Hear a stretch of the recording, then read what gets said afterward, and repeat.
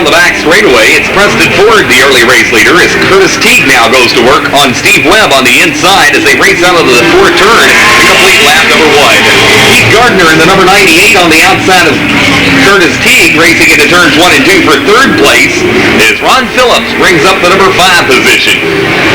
Down into turns 3 and 4, and immediately Steve Webb goes to work on Preston Ford, takes a look to the inside as they move down into turns 1 and 2. It's Webb on the inside, and he'll bring that Chevrolet Lumina to the vanguard now at the end of the back straightaway.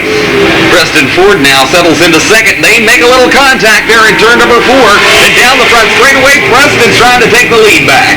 Into turns 1 and 2, some small bumper checking going on there as they move down the back straightaway. And now Keith Gardner in car number 98 moves around the outside of Curtis Teague, the battle for third.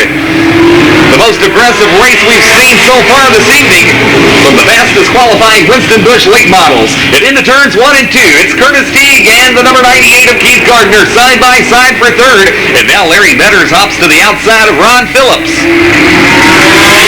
Down the front straightaway, Jeffersonville, Indiana, Steve Webb by 3 car lengths into turns 1 and 2. Preston Ford in second. Gardner now goes third. And the number 05 of Larry Metters now hops to the outside of Curtis Teague, shuffling Ron Phillips back in the lineup. And now the number 31 of Wayne Edwards begins to show a little power from that Chevrolet Beretta. Okay, Gardner's going to take a shot on second place now. 6 laps completed and less than 4 to go. And they're side by side for second place. Down the front straightaway and into turns 1 and 2. And Keith Gardner's trying to put as many positions between himself and Larry Metters as he possibly can as the weeks are winding down on this point championship. It's Steve Webb, your race leader. 3 car length advantage at lap number 8. We have less than 2 laps to go.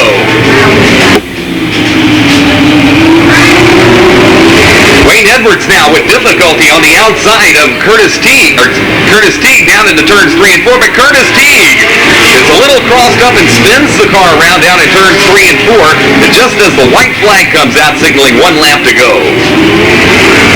Larry Metters now gets along the inside of Preston Ford to take over third. Gardner will finish 1 spot ahead of him, and he merely takes the lead away from Steve Webb as they came down for the checkered flag.